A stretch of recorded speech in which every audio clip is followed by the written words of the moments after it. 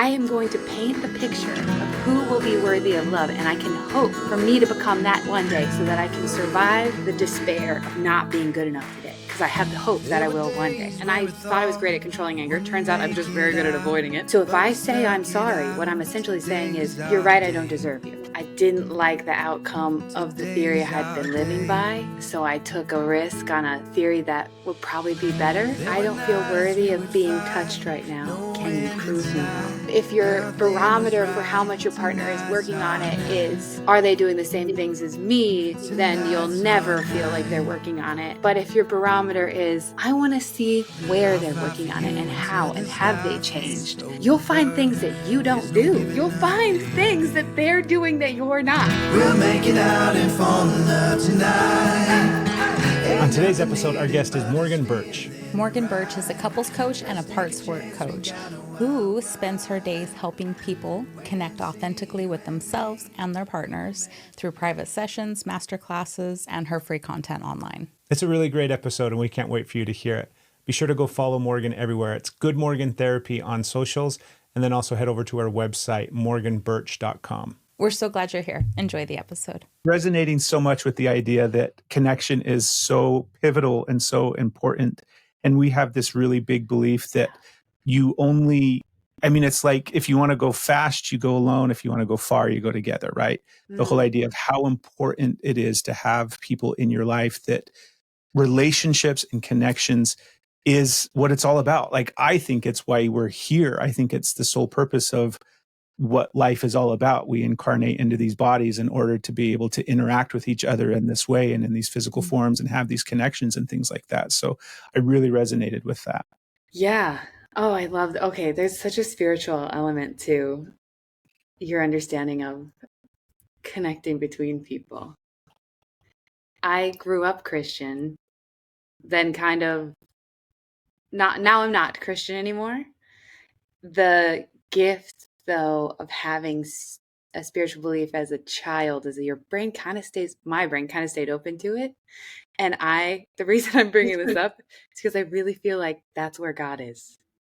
I feel like God is between us, or when we're connected, and it's like on fire in that moment. It's like we're able to see the presence of the stuff we can't see so much better when we're together. It's kind of like a sunset's great, but when you're holding the person's hand that you love, a sunset's the most mind-blowing, almost orgasmic thing in the world.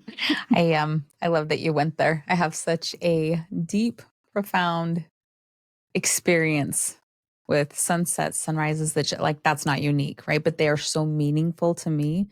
And the way you describe it, like, I want to share them. When I see one, my first thought is like, oh, did you see this? Did you see it? Like, I want to share it with those I love. And so Really? It was just like, okay, yeah. I never use sunset as an example. Okay. So something is happening. I talk about that a lot, but wow, that's funny. Huh? Maybe that's the vibe of your lighting too.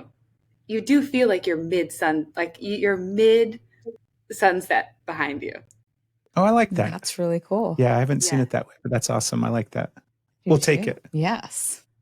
So you said you grew up Christian. Like, how Christian? Like crazy Christian? And I mean that in kind of like a non-judgmental way, even though it totally comes I know off exactly what you mean. Also, the alliteration, it's too good to pass up. Yeah, I went really all in because I was very interested in meaning and depth. And I was like, okay, well, but why do we do things? Why are we alive? I was really caught up in that.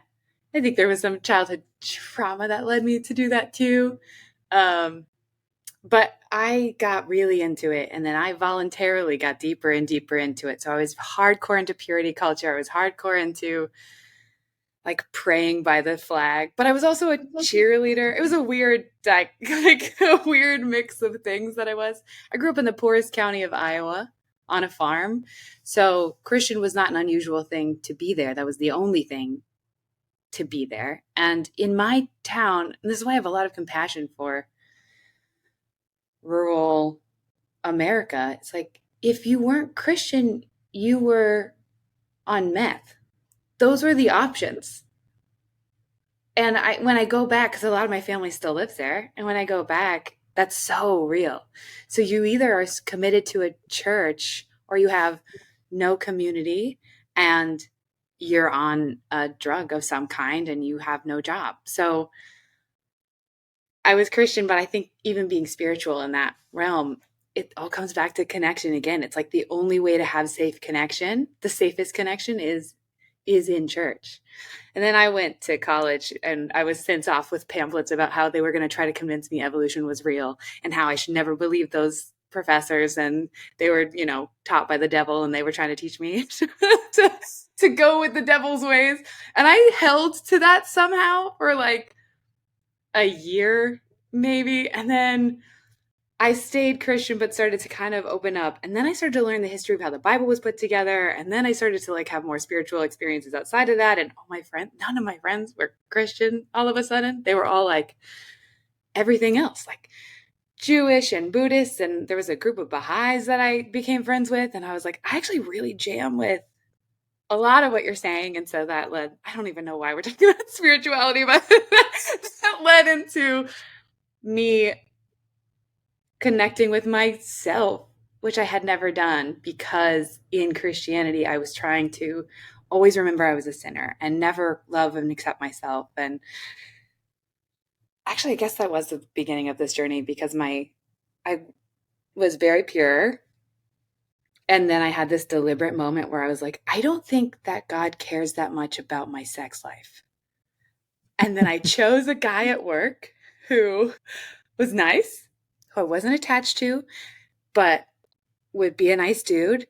And I deliberately lost my virginity to this guy. And this was probably the beginning of my healing of my relationship to myself, because I remember going that night and I remember thinking, I will feel ashamed after this. And that's not because I should. It's because I was trained to. And I don't want to feel ashamed at any point in my life for something that's human. So I want to get over this. And I literally lost my virginity in an effort to get rid of shame. And that was my process with my whole sex life. And I'm very passionate about sex. I talk about it with my clients a lot.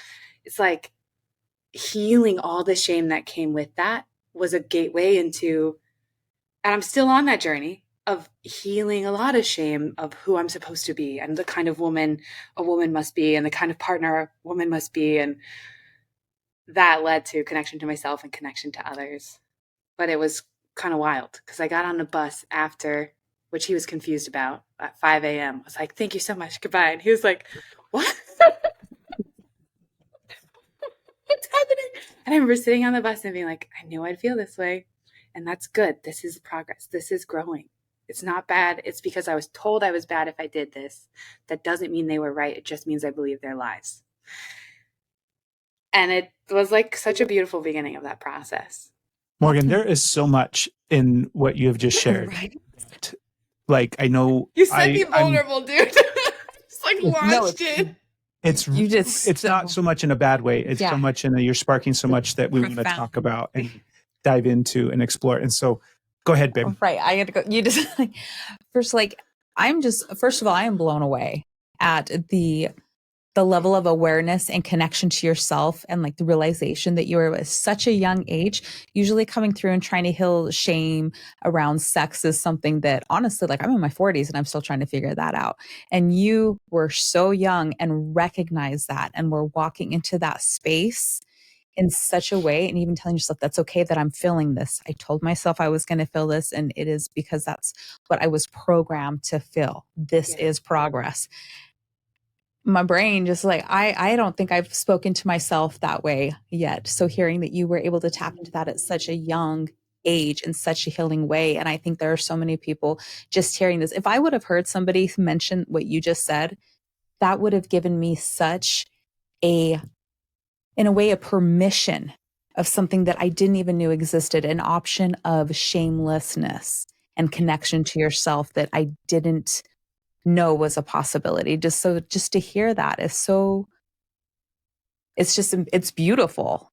It is beautiful. And how I can't even imagine how much was going on inside of you, where you were walking into that space and all the parts of you that are hearing all of the reasons not to, and then trusting yourself enough to keep walking into a space to liberate yourself. It's incredible. You speak like mesmerizingly eloquently. Oh. I'm like, I'll just listen to you explain my story. Thank you. But in response to what you actually said, that's a beautiful compliment. Thank you. I hope that if someone hears that, they don't think, oh, she just has the ability to do that. Good for her. Because it's just a skill, right? It's like I had this theory that I decided I didn't like the outcome of the theory I had been living by. So I took a risk on a theory that would probably be better. And the only reason I'm saying that is because I think you don't know sometimes what your intuition is and what has been programmed into you. And trying is the only option. I'm curious, and you don't have to answer this by all means, but Oh, I'm excited. how old were you when this? 21. Okay. Because I mean, it doesn't really change if you were, it doesn't matter how old you are in that moment, regardless of that's like stuff, a ton of awareness to have in that moment of like, this is going to bring a bunch of shame. Yeah. And that shame is because of the shit that I was programmed and trained with and all the things that I was told.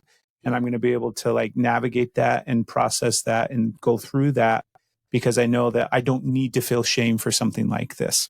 And so I'm really fascinated by the idea that at 21 years old, you have the cognitive awareness to like, first and foremost, see, wait a minute, this stuff that I was raised, because a lot of what we talk about on the podcast, as well as in our own personal life, is all of those things, all of those programs that come from childhood.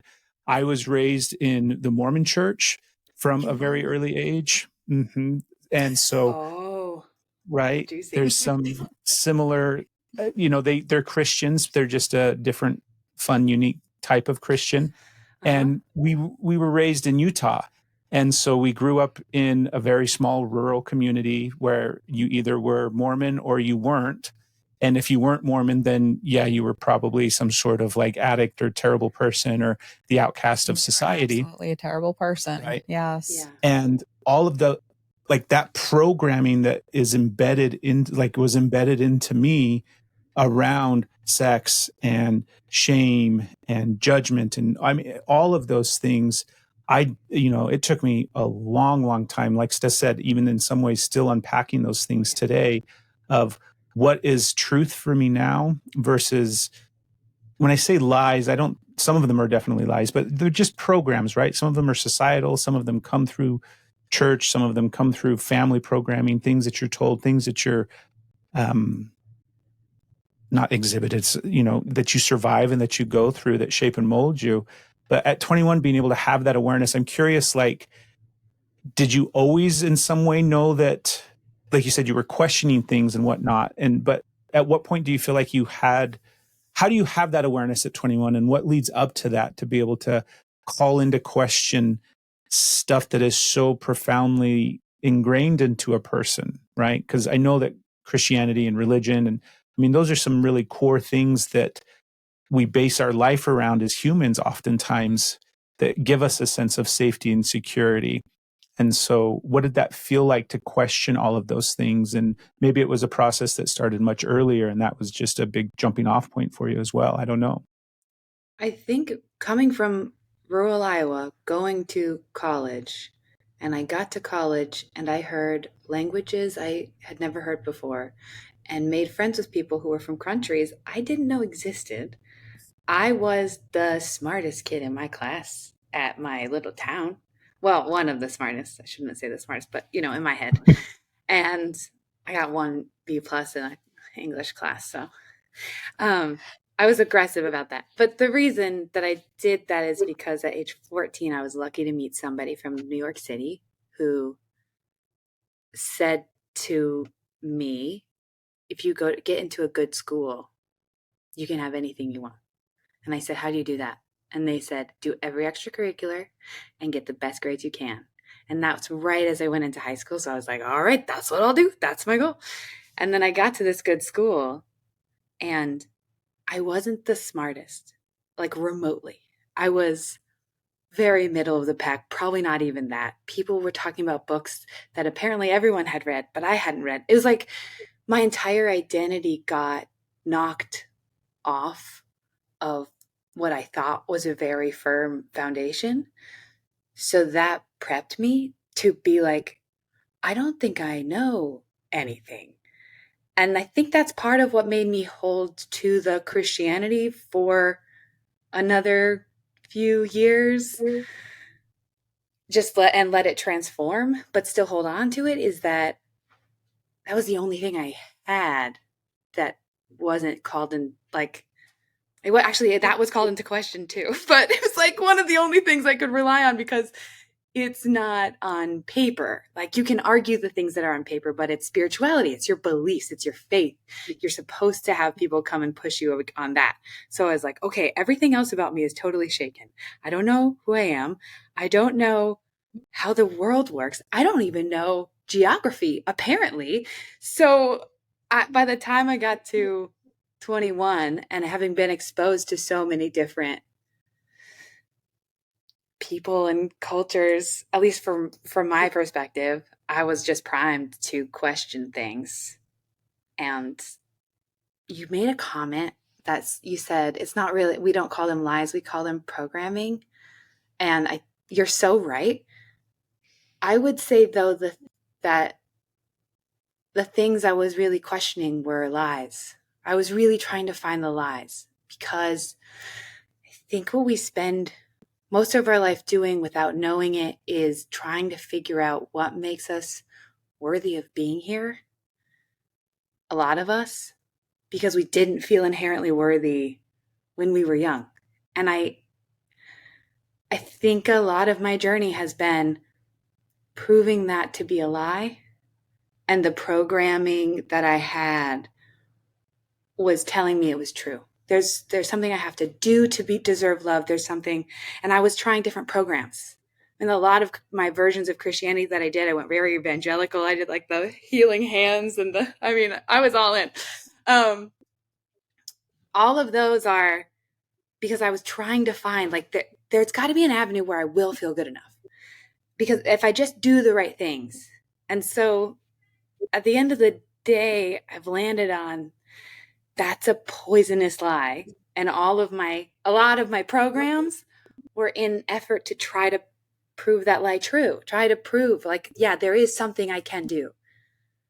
Instead of just surrendering to inherent worthiness and inherent lovableness, which I would have a few years ago wanted to slap myself in the face for saying that and be like, how dare you? Everyone would be evil if they thought they were inherently lovable. And now I'm like, why do we talk about humans? Like, our human nature is bad. Every time we say human nature, we say it's bad. We're talking about a bad thing. But look at all the freaking amazing good things that humans do for each other. On average, throughout the day, it's way more good things than bad. And we say, no, that's not human nature. That's strict training. Like, I don't know. I think that's more human nature than the bad. And the bad is like this self-protective fear that comes up too. But yeah, so all that was in response to you saying the word lies at some point. And here we are. Very rarely not very rarely. There's a lot of people out there that are unpacking these kind of things, right? This stuff that we were programmed with as kids, the life experiences that shaped and molded us, and how they shape and influence our life today. Like, that's what this podcast is all about, is how all of those things that took place, both like the lived experience, the traumas, the different things that you've gone through, even just like the simplest things. Like, there's so many things that come up in our relationship that aren't necessarily good or bad. They're just things that happen. I mean, it's like the simplest thing of, like, the trash can for the bathroom goes under the sink, as opposed to the trash can in the bathroom goes next to the toilet. because one of us grew up with it going under the sink and one of us grew up with it going next to the toilet. So then it's like even just the simplest things of how much we are just shaped and molded as human beings by our lived experience and our surroundings, right? And so then it's trying to unpack all of that. And I totally agree with you that it's this journey of like, wait a minute, I'm just lovable as me. Like, I don't have to do anything. I don't have to be anybody. I don't have to, accommodate or play a role or pretend to be something that I'm not. I can just simply wake up and be worthy of unconditional love as myself. And I believe that. I know Steph believes that, but practicing that and living that and trying to embody that, I'm really curious what that journey's looked like for you, because if you're unpacking stuff like that in your like teenage years and in your 20s and kind of getting your mind opened up, what you went to college in New York, right? No, I went to college in Boston. I went to school called Tufts. Nice. Having all of that kind of cracked open at that age, what else has been like, what other progressions have you had that have, because that's the one thing, right? You don't know until you know. And so now you know more, and then you know more, and then you know more. And the more information that you get, you then have to go back and analyze and sit with and look at your life and those different experiences, because now you know more. So you see situations differently. And so I'm curious, what kind of things have you been or have had navigated that you see differently now, right? Yeah. Does that a question? Does that make sense? Yeah, I think you're just leading me into, hey, what, yeah. um, I think the thing that I had resisted, I want to mention the resistance to feeling worthy or inherently lovable. It's because when we equate our identity to our actions, like if I do good things, I'm a good person, then we are blind to when we do bad things. So that's true of believing you're inherently lovable, because if I'm lovable no matter what, and you say, hey, you did a bad thing, I am able to say, oh, shoot, okay, I'm not going to do that again. Thanks for telling me. But if I'm worried that if you're right, this is one of the biggest things that I see a lot working with couples, is this difficulty to apologize. And it is always this fear that, well, if you're right about what I'm doing wrong, then I don't deserve you. If you really get down to the core of it, it's, well, then I don't deserve your love. I don't deserve this relationship. I don't deserve you. So if I say I'm sorry, what I'm essentially saying is, you're right, I don't deserve you. And my need for connection is not going to allow me to say, you can reject me now, which is what I'm sorry feels like to so many people. But if you feel like your partner loves you, even when you do bad things, which is more your own work than your partner's work. But if you feel like you at least deserve your partner's love, even if you hurt them, then when you hurt them, you can so much more quickly say, God, I hate that I hurt you. I'm sorry. And it gets to move on, because it's not like a whole battle of identity. The reason I want to point that out is because that was my resistance to believing in worthiness. Well, what if I believe I'm worthy of love, and then I am unaware of what I'm doing in the world? Because why would I be? I get love everywhere. I got what I wanted. So I'm not going to do it. I'm not going to be a loving person. And the irony there is that you become so much more humble when you have the true confidence of unending love, because perfection is not even on the table or in the conversation anymore. Who cares? But, perfectionism is a seeking of love. It's like, okay, well, I'm not good enough today, but one day I will be. I am going to paint the picture of who will be worthy of love, and I can hope for me to become that one day, so that I can survive the despair of not being good enough today, because I have the hope that I will one day. Out of all the podcasts you could be listening to right now, you're here with Steph and Craig, and we are so grateful to have you here with us. We have a simple mission. We want to help you create better relationships and live your best life. And we need your help. We have a goal of reaching over 1 million people on YouTube. And you can help us achieve that goal by heading over there right now and hitting the subscribe button for the Steph and Craig Show. And also, make sure you click on that bell so you get notified of every new episode that we have coming out. And you can take it one step further by sharing this episode or another one of your favorites with your friends, your family members, or somebody who you think would benefit from hearing this. Every little bit helps because we believe we all do better when we heal together. Now let's get back to the show. And all of this work that you're talking about is really going, what if you started to believe you were good enough today? What if that made you evolve? And it's just a beautiful journey. It doesn't make you more worthy when you evolve. It just makes you more alive. You know? Yes. Which is kind of abstract. I'm usually more pragmatic because the questions I often get are like, hey, my husband always does this. He shuts down in arguments or whatever. But you took me to this land and I'm like, I love it. I'm living for this abstract conversation. But if you if you need to pull me down to pragmatism, I'm all for it.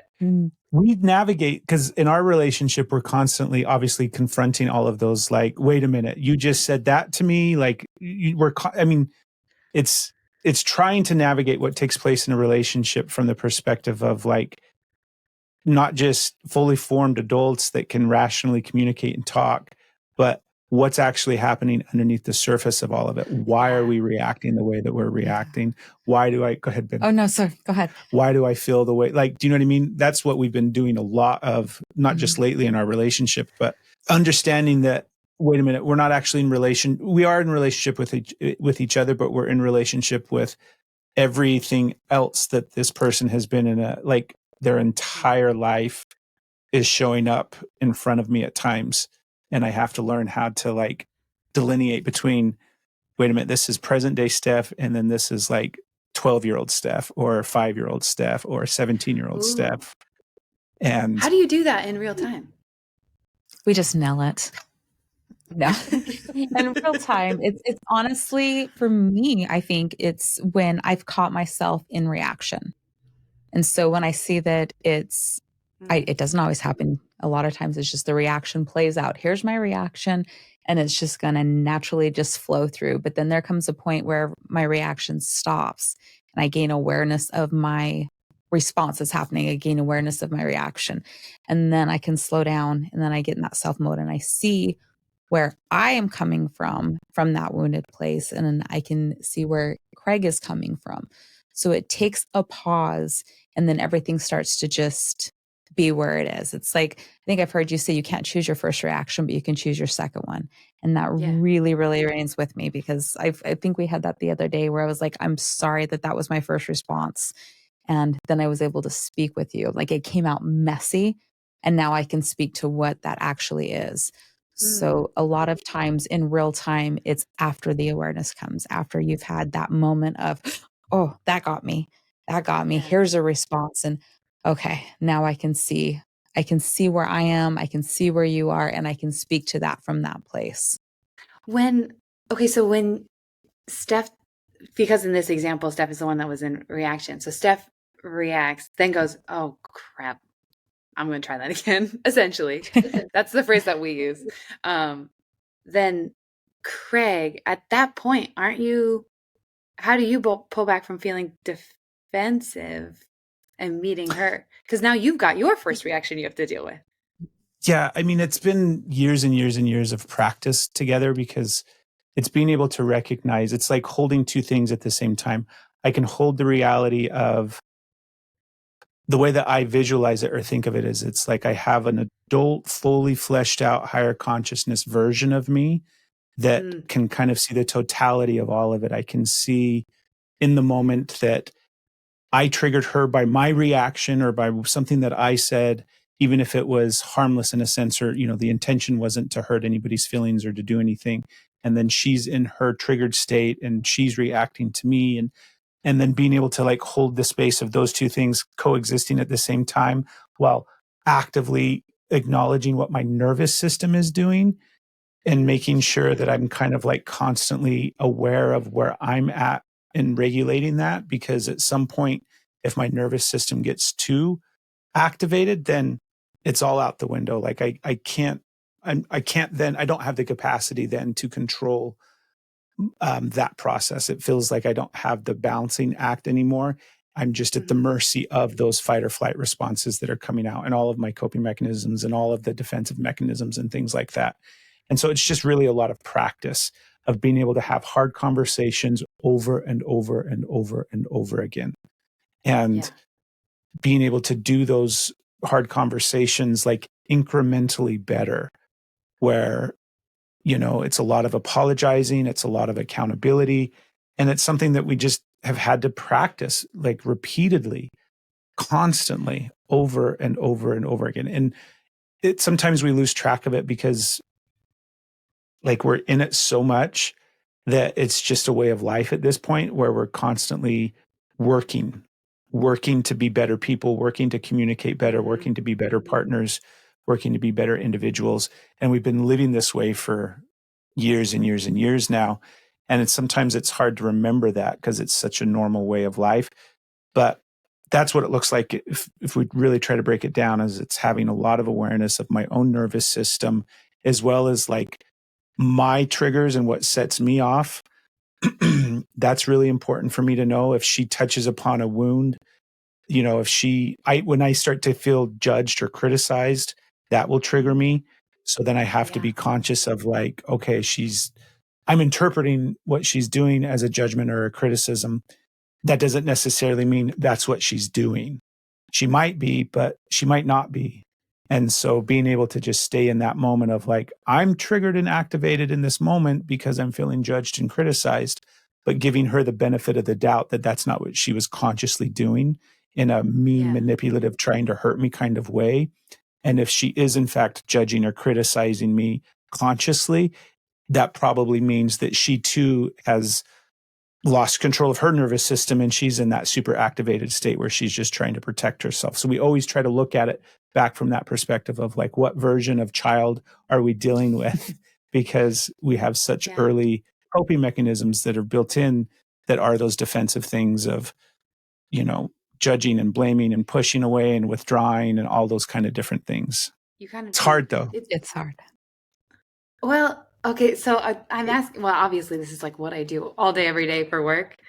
And I just love hearing how couples navigate conflict and reactions and triggers. Do you guys ever use the phrase, that didn't feel good, what was your intention? We don't use that one. No, I like that one. You're like referencing it essentially. So you kept talking about intention and how your brain thinks it's one intention but not another. So you're kind of already using it. And one of the things that we go, sorry, I think we're slightly I took that pause. One of the things that we do with that is when the other person tells you how that made them feel, we hear that. And then instead of being like, well, that's not what I said, that's not what I meant, instead of that, we really hear the person. We ask if they want us to reflect back, you know, do you need me to show you that I heard? Do you need this space? I love that. Yes. Yeah. And then if they're open to it, it's like first is permission is like, can I tell you what I was thinking? Can I tell you what I was feeling in that moment? And then so many times like that makes sense. It's like we had one the other day where I don't remember what it said, but it activated Craig. It made him feel, I can't speak to it directly because I don't remember the thing, but it caused him to feel like I was being critical towards him. And I was like, oh my gosh, I can totally see how what I said came out that way. I can totally see the way that I said that would have made you feel that way. And I validated. And then I was like, can I tell you what it was for me? And then it was like, I was feeling the shame about myself. I was feeling like I was small. I was feeling, and I was speaking about how I was feeling, but the way I said it totally sounded like I was coming at him, but I didn't even hear it till he's like, this makes me feel this. Yeah, I see that. I totally see that.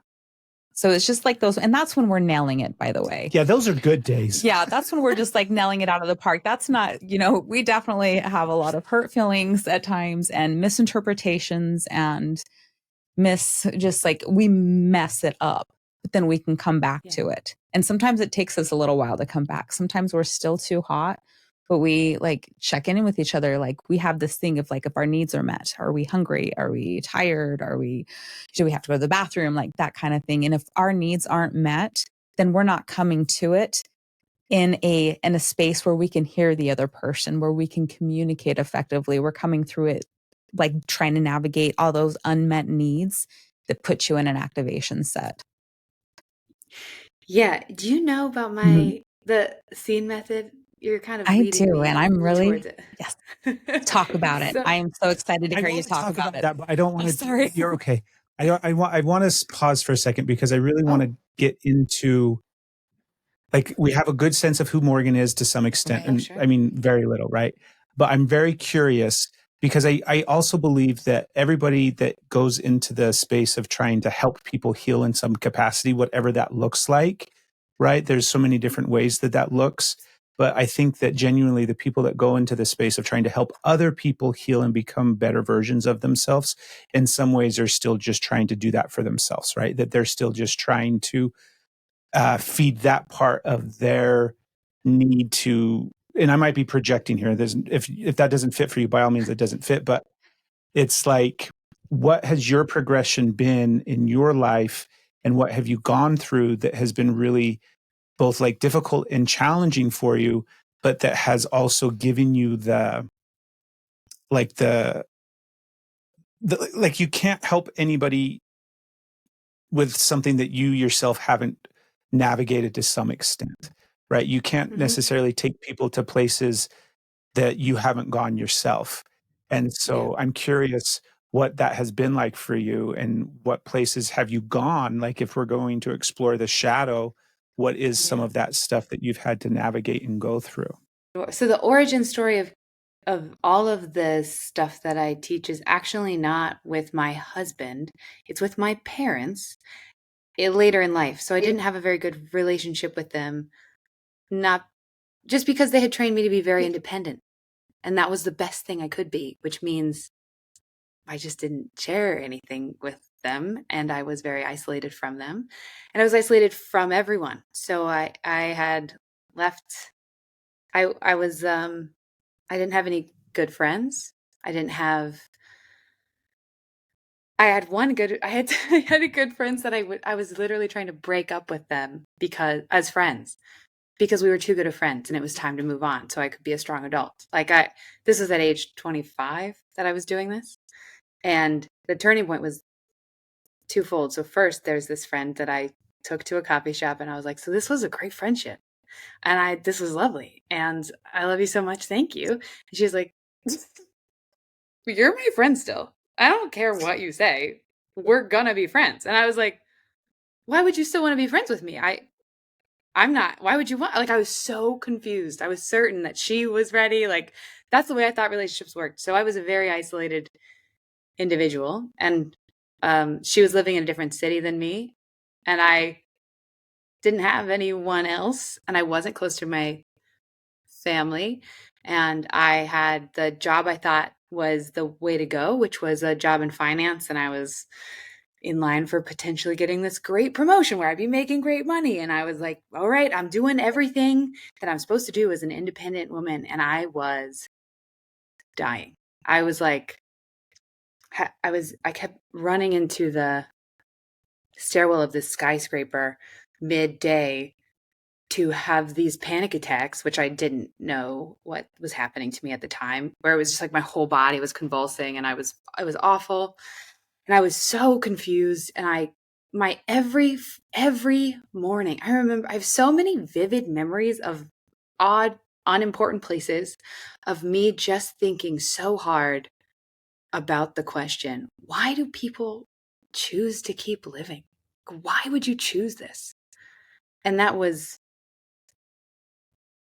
it grew. So it was probably years of my life but it became like an all day thing. And I had this breakdown moment, and I happened upon a podcast with Sebastian Younger talking about his book Tribe. And I think you probably read this on my website. It's my like origin story. And he explained how people returning from the military, and he was with like Marines and like all these badasses, had my symptoms. And he said, the reason for these symptoms is not actually these particular symptoms is not actually PTSD. It's withdrawal from community. They had constant community and a goal that they felt was worthy. And now they're alone. And they were living like me. And it was the moment that I was like, oh, and it was kind of like the sex thing all over again. It was like, oh, I spent my whole life thinking this is what makes me powerful or great or something. For what? To want to die? If the stakes are this high, that being independent and doing the right thing that's impressive makes me literally want to die, it's not worth it. And I called my mom and I cried and I said, I want to kill myself and I cannot do this. And I'm going to quit my job and I'm going to move in with you guys and you guys are going to learn how to have a relationship with me. My mom was like, okay, honey. So I moved into their house and they were kind of going through this phase in their marriage where they were struggling. And I was like devouring every relationship because the only relationship stuff out there is this couple stuff. So I was like, fuck it, it'll work. So I was just using every Esther Perel thing on my parents. And then I was like using it with them and between them. So I would be like, when you said this is what I heard. That really triggered me. How are you feeling right now? No, Dad, you can't shut down. You can't. I will literally, no, I'll wait. I will be quiet for 20 minutes if that's what you need, but I will hear what you have to say. And my dad was like, oh my God. Right. I was like forcing because I needed to heal. And something I didn't know anything, but through that process, I would still have these super dark, suicidal days where I would be struck by panic attacks. And I was so amazed by the hangover of months from living that way. Even when you're on the healing process, you still have those. I still had those days. And that's why I'm so obsessed with connection, is because I would not be here if my parents were not willing to go through that and have me like manhandle them into this whole thing. I wouldn't be here today. And then when I met my husband, he had done none of this work, but he had an inherent shamelessness about love. Like he's so committed to the people he loves, even when he hates them. Even when his parents are driving him crazy, he's committed to loving them. Even when his sister's driving him crazy, he's committed. Like there's his friends, there's this loyalty, there's this love that I had never witnessed in a person before. And I was like, wow, you just have raw talent, dude. Like this is incredible. And so I knew he was it because I felt more me with him than I had ever felt on my own. But he annoyed the shit out of me. And I was so triggered by him. And I was like, you drive me crazy. Stop being insecure. Stop being like, I had all of these things that I wanted to change about him. And my reaction as a strong, independent woman was, fine, I'm just going to walk away. I'll just take my space. So I was constantly avoidant. But he has no mask. And so I would see the pain that I caused him by doing that. And I was like, okay, fuck, I can't walk away anymore. What do I do? And I went, all right, well, hold on. This thing that's annoying me, right? Because I would get so angry at him and I thought I was great at controlling anger. Turns out I'm just very good at avoiding it. And so he would be driving me crazy. And the analogy I use is he like put me in a car, drove me to anger, and then was like, why are you mad? And then I stopped and I was like, I'm probably driving. If I'm the one having emotions, I'm probably driving. And I started to hunt for questions that would help me figure out why I was choosing anger. And that's where that's what landed. That's how the S.E.E.N method started, is that I started asking myself the question, well, what am I scared of right now? Because I heard that under anger is usually fear. And that, like 50% of the time, I was like, oh, I'm scared that he thinks I'm stupid. I'm scared that I need him more than he needs me, and I don't want to show that. I'm scared that he does more than I do, and so he's holding it over my head. I'm scared. Like, I had answers. The other half of the time, I didn't have answers, so I kept looking for questions. And then I was like, actually, sometimes I'm embarrassed. And I want to make it your fault that I'm embarrassed. I want to find you to be the person that is to blame for my embarrassment. So, you know what? You're awful for being here while I record my reel, right? You're awful. And then if I stop, and I'm like going on a tangent with him, and I'll stop mid tantrum, I'll go, I'm just really embarrassed. I'm so embarrassed that you're going to see me do this badly. I do like 60 takes to get one that seems natural. Like, I don't want you to watch me do that. I don't want you to see me suck. I want you to think I'm amazing. I really just need you to encourage me and tell me you love it when I try, even when I fail. And my husband, he's just such a trooper. He's like, all right, I love you when you fail. You can do it, baby. Like, he just quickly, since he's so pure. I'm so lucky to have him. So that's one. And then I found the other two, which you mentioned initially, which is needs. If I'm sleep deprived, the other, being scared and embarrassed, comes much faster for me.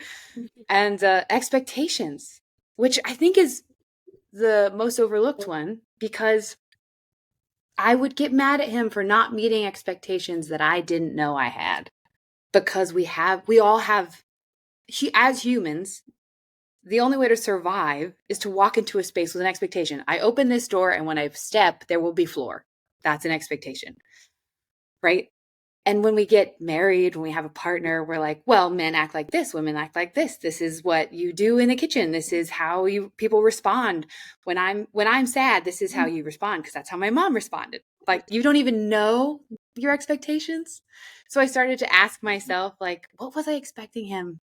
And this is what I do with my clients a lot too, is like, how are you expecting them to respond? And who responded to you that way when you were a child? And do you want your partner to be that person? Or do you want your partner to be them? And that's like a profound, trippy one that happens too. So S.E.E.N came out of that because I kept forgetting the questions in the heat of the moment. So I was like, I need an acronym. So I was like, oh, scared, embarrassed, expectation, needs. And then I shared it on Instagram, and then my whole career took off. And that's a long version of the story. But there we go. I love that. That was one of the first ones that I saw from you that was like, I want to talk to you, because it was so, like, it grabbed me so much. I felt so seen.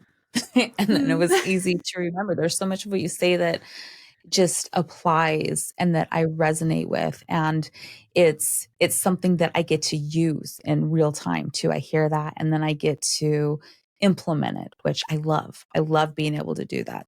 You mentioned another time, and it's something that I'm hoping you will speak to, is after that, after you recognize these difficult conversations or these high emotional times, when you go through S.E.E.N, that the next thing that you do is ask for connection. Yeah. And kind of how you go, what kind of connection will you speak to that a little bit? The see me, hold me, help me, hear me thing. Yeah. So Mhm. often we don't know what we need from our partner, and our mind is blank because we're wanting them to just parent us. Like, you should know, you figure it out. And when I don't know, I run through that list. Okay, do I feel invisible? But see me, hear me, help me, or hold me. And often it's all four. but hold me is a big one. So if I'm feeling invisible and misunderstood, then I need you to see me. If I feel like you are, again, misunderstanding me, but like you're not hearing me, there are levels of misunderstanding. I don't know how to explain that better. But when it's like, you're not hearing me. Like, I get that you see me. I get that you know me. But in this instance, about this thing, you are not hearing me. I need you to hear me. I need you to say. And that's where it's like, can you say back to me what I said? Because I don't know that you heard me. Help me is the offering of advice. Like, I need a solution. I need help. I need a partner on this. I have too much of a mental load right now. Can you take it from me? Like, I need help, and it scares me to ask, but can you help me? And then hold me is like, I don't feel worthy of being touched right now. Can you prove me wrong? That's powerful. Oh, yeah. Will you like one more time with that? Just say that again, because that one just sunk in. That I go ahead. Yes, please. I don't feel worthy of being touched right now. Can you prove me wrong? Hey, everybody. We just want to take a minute and really thank you for being here and choosing to listen to the podcast. We know there's a lot of options out there, and we don't take it lightly that you chose us. If you're enjoying the podcast, do us a favor and leave us a review wherever you're listening. All of those reviews and the 5 stars and all of that stuff, it really helps the podcast grow and expand and reach more people. We have a big mission with this show because we believe in the healing power of podcasting. That might seem silly to you, but we've both had life-changing experiences because of stuff that we've heard on podcasts. So if you want to help us on our mission to reach 1 million people, share the podcast as well with anybody that you think might benefit, because we believe that we all do better when we heal together. Thanks. Now let's get back to the show. Morgan, that is what I was going to ask you after that. Is there's sometimes there's a space that touches too much and that you need that. So when your partner is asking you for these things, or you want to be able to ask these things, but what you really need is that space. You need to isolate, you need to withdraw. And then you just said that. And my whole perspective just shifted right there. What I was realizing that I was actually needing wasn't at all what I was going to speak to. It's, I don't feel worthy of touch right now. Can you prove me wrong? And that scares me a little bit. I have some fear coming up, like, oh, can I be that vulnerable? Can I say that? Do I know how to accept touch and comfort when I don't think I'm worthy of it, when I don't think I deserve it, when I don't think I'm good enough?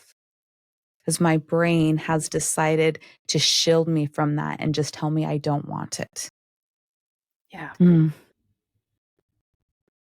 What goes through you when you when you're experiencing that, when you express, like, let's say when you express that to your partner, what does that bring up for you? Because actually, before you answer that question, I want to speak to it a little bit, because It's big.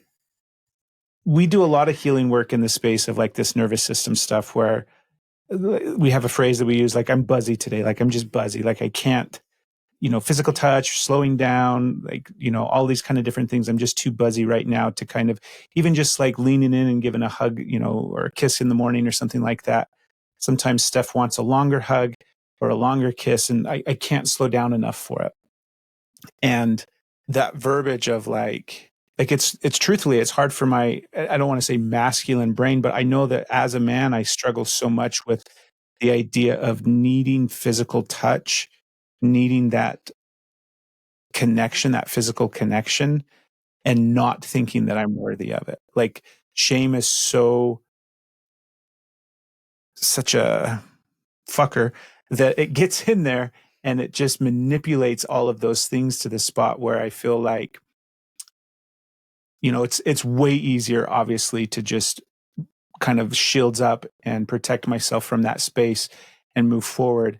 And so the idea, the vulnerability of being able to say that in any moment, even in moments where I feel like we're super connected, or do you know what I mean? I feel like, so I'm curious, how do you navigate that? What does that bring up for you? Because that's a really profound statement. That's a really strong, like, level of awareness to be able to communicate that. Also, just being able to like speak that to somebody else, to another human, whether it's your partner, obviously a partner.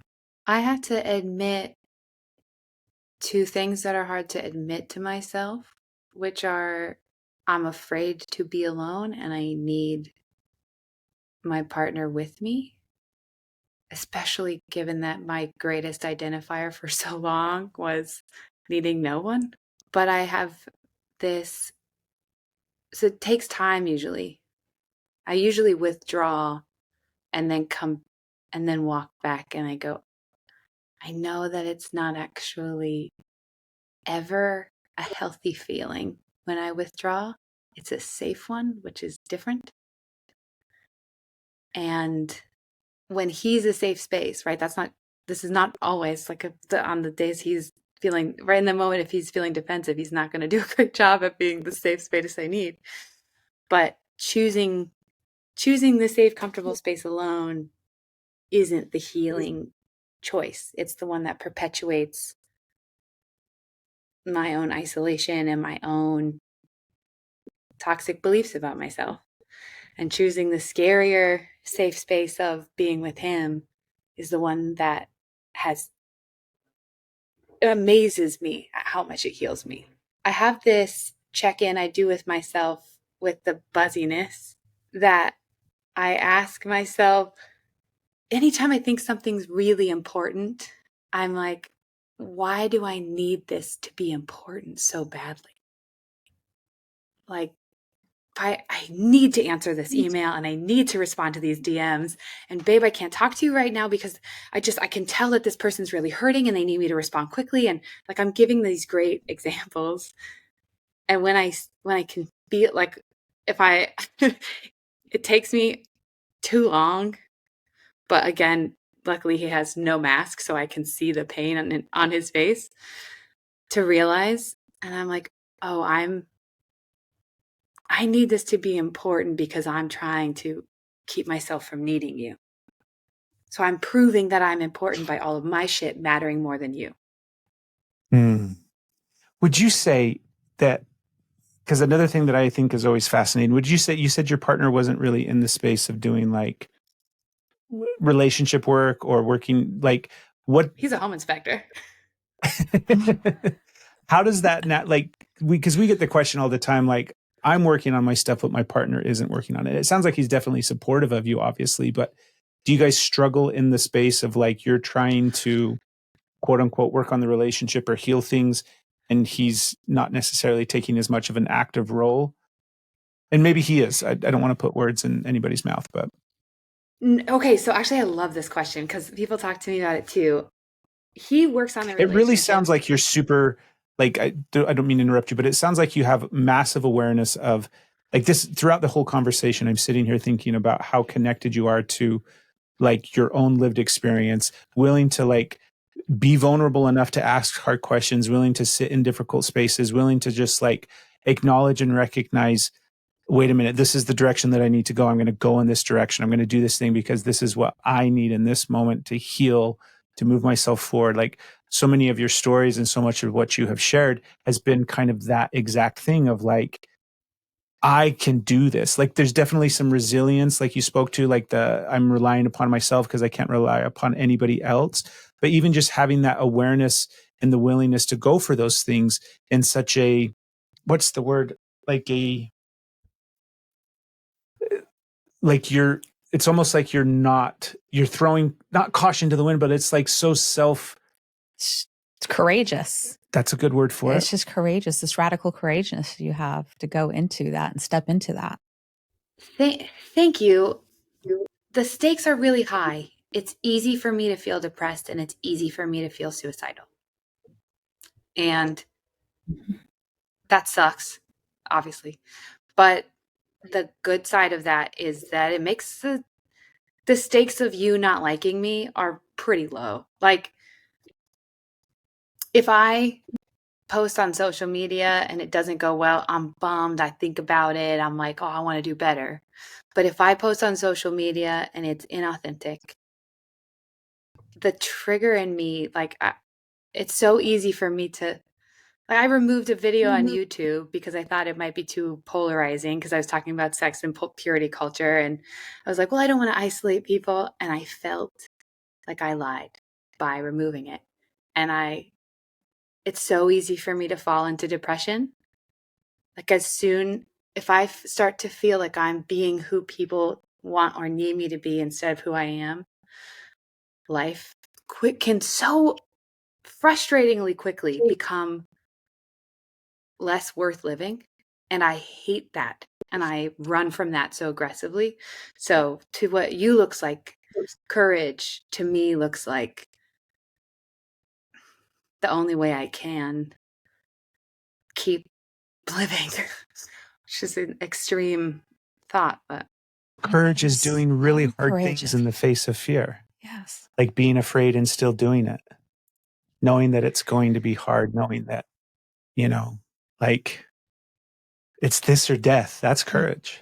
And it is, you are making that choice to step into that heart, to step into that courage. You're saying this is that, and this isn't an option I'm going to choose. So I'm going this way. That is so amazing. That is so brave. That is so courageous. That is so hard.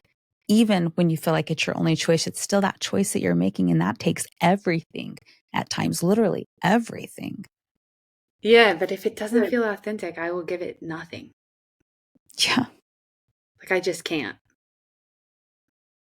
Which seems like the way you guys feel about how you're the whole new venture with the podcast too. It's like so much about authenticity. Yeah, it really, I mean, we spent a large portion of our lives pretending to be, yes, thank you. Thank you very much. But we did spend a large chunk of our life being versions of ourselves for other people. Mm-hmm. And it, just consistently runs everything off the road and into the ditch and turns into a flaming hot mess. And so trying to be as genuine and honest to ourselves first and foremost, and then showing up in the world that way as best as we can. And it's hard. It's very challenging. It's super hard. It's very vulnerable, I think. And vulnerability is always super scary. But I want to go back to like, what do you do when your partner isn't matching the same level of quote unquote work in a sense? And maybe he is, does he? I'm assuming it's just very he's got it's very different. It's just different.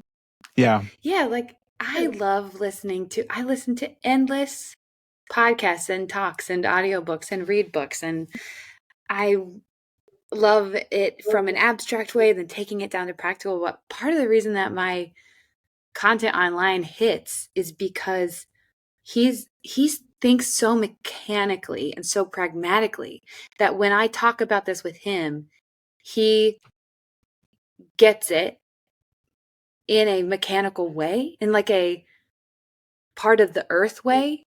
Like, oh, okay, so this means this. And I'm like, yeah, that's so much simpler. I like that better. I'm going to use that. So let's do that. He like pulls it down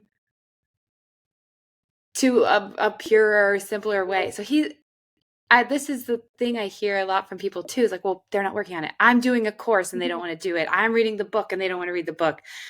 My husband doesn't like reading the books, and it's so unique to each couple, but he shows up and fights for our love every day in so many ways. Like if I tell him, this hurts, he's like, cool, I'm going to try not to do that. Or if I say, it seems like the motivation behind what you're doing is this, he'll think about it, come back and be like, yeah, you're right. How do I stop that?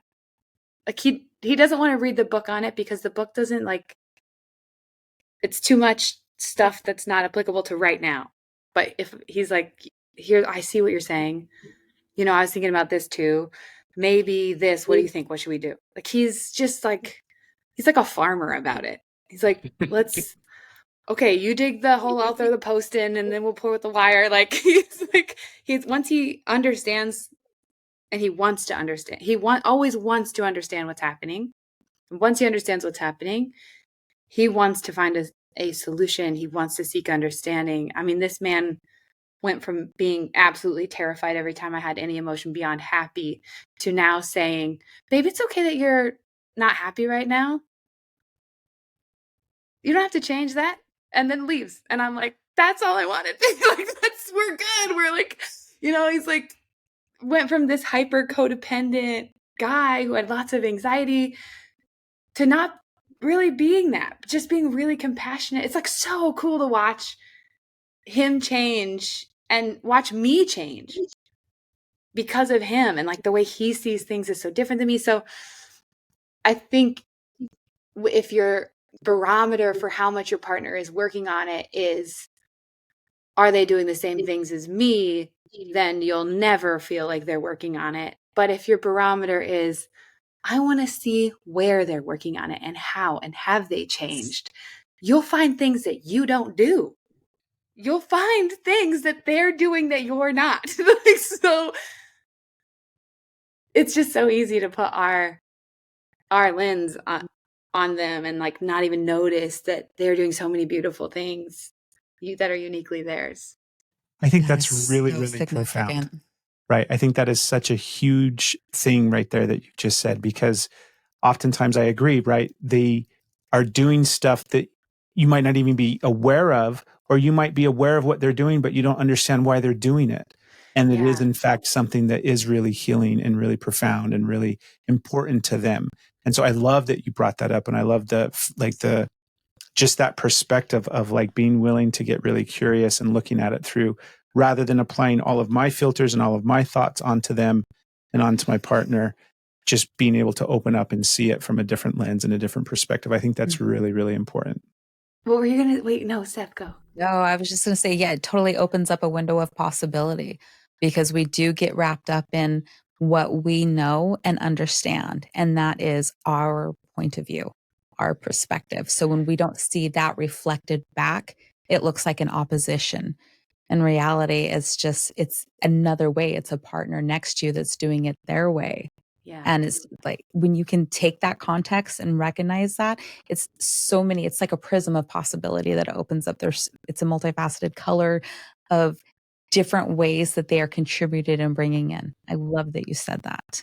I love that you brought up intention again. It's really big for you, and I like that so much. I used to ask something I've learned from my husband is that my questions can be too direct for some people. Because I like a blank page, but he doesn't. So the open-ended question for some people, they love open-ended questions like, what was your intention with that? And then they get the opportunity to be like, well, I wanted to show you love with the thing. Like, that's me. I will love that question. My husband feels like it's a quiz and he has to put words to actions and thoughts. And he's like, crap. I don't know. It's because I love you and I want just like total breakdown. So now I often, when he's doing something and I don't know the intention, I say, wait, are you doing that because you knew the dogs needed to go out and you thought that would make my life a lot easier if you did that? Like I assume an intention, which all the gurus tell you not to do. But I say that and I go, or is it something else?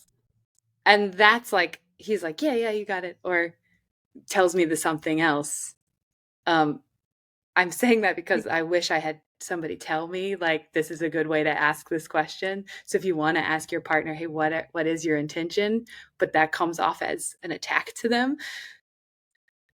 For him, I have to ask, was your intention fill in the blank? Or was it something else? And then I learned so much about how he thinks about things and me and our relationship and all that. Was your intention this, or was it something else? Yeah, I love that too. Yes. That's so, because there's a lot of times where I will get caught up in that same thing where I feel like like there's an expected answer. Mm-hmm. Yeah. And if I'll search for like what, and it's definitely like my own shit of codependency and trying to regulate things based off of, what Stephanie's feeling. But that idea of getting asked a question that is open-ended in a sense, and then trying to seek and find the answer that they're actually wanting instead of giving the answer of what it really is. It doesn't feel safe to do that. So I love that idea of offering up something first and foremost. And then the end thing of like, or was it something else? That's important too. So I like that you brought that up as well. Morgan, you're just like full of awesomeness. Thanks. Thank you. So much wisdom and insight and inspiration. So much awesomeness. I just love it.